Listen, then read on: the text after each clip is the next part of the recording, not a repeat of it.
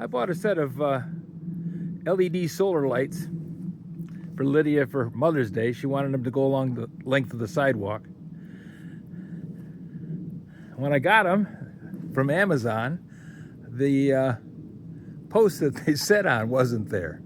So I sent the lights back to Amazon this afternoon and drove across the street from the UPS store, went into Menards and bought these.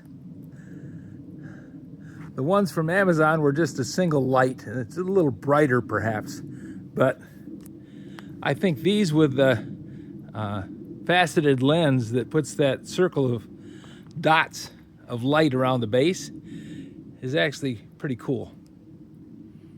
Lydia likes them, and I do too. So, came out this afternoon right after I got home from Menards and put them in the ground. They needed 6 hours of daylight to charge up, and they had just about 6 hours left, and they seem to be working quite well. Very happy.